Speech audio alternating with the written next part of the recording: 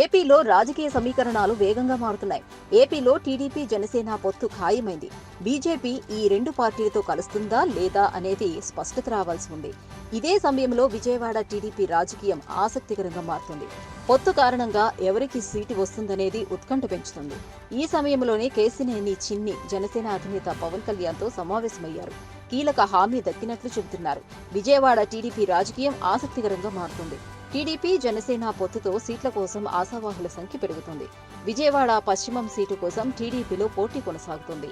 మాజీ ఎమ్మెల్యే జలీల్ ఖాన్, బుద్దా వెంకన్న, నాగుల్ మీరా సీటుపైన ఆశలు పెట్టుకున్నారు. ఇప్పటికే తమ అభిప్రాయాలను కూడా స్పష్టం చేశారు. ఇదే సీటుపైన జనసేన నుంచి పోతిన మహేష్ సీటు ఆశిస్తున్నారు. సెంట్రల్ నుంచి బోండా ఉమా తిరిగి పోటీ చేయాలని ఆశిస్తున్నారు. తూర్పు నియోజకవర్గం నుంచి సిట్టింగ్ ఎమ్మెల్యే గద్దె రామ్మోహన్ తిరిగి పోటీ చేయడం ఖాయంగా కనిపిస్తుంది.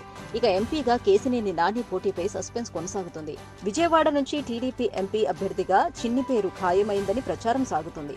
ఈ సమయంలోనే చిన్ని ఇప్పుడు జనసేనాని పవన్తో సమావేశం కావడం ఆసక్తికరంగా మారింది. ఇది మర్యాదపూర్వక భేటీగానే చెబుతున్నారు. ఈ భేటీలో విజయవాడ పార్లమెంటు పరిధిలో నియోజకవర్గాల్లో నెలకొన్న పరిస్థితులపై చర్చించినట్లు తెలుస్తోంది. విజయవాడ లోక్సభ పరిధిలో నిర్వహిస్తున్న సేవా కార్యక్రమాలను చిన్ని వివరించారు.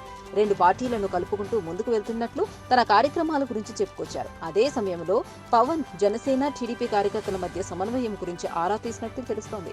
రెండు పార్టీల కార్యకర్తలు కలిసి ఎన్నికల్లో పనిచేయాలని, వైసీపీని ఓడించేందుకు కష్టపడాలని సూచిస్తున్నట్లు సమాచారం.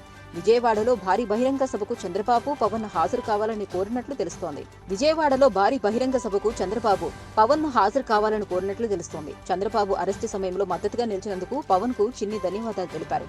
పార్లమెంటు పరిధిలోని కొండూరు మండలంలో కిడ్నీ బాధితులకు చేసిన సేవలను వివరించిన చిన్ని కొండూరు మండలంలోని తండాలను పర్యటించి బాధితులకు ధైర్యాన్ని ఇవ్వాలని కోరారు. ఈ భేటీ సమయంలో విజయవాడ పార్లమెంటు పరిధిలోని ప్రతి నియోజకవర్గం నుంచి కూలంకుషంగా చర్చ జరిగినట్లు తెలుస్తోంది. త్వరలోనే పవన్ విజయవాడ పర్యటనకు వస్తానని హామీ ఇచ్చినట్లు సమాచారం. Please subscribe Pragna Media. Please like, share, subscribe to Pragna Media. Pragna Media, please do like, share and subscribe. Please subscribe to Pragna Media. Please like, share and comment if you like the video. Pragna Media.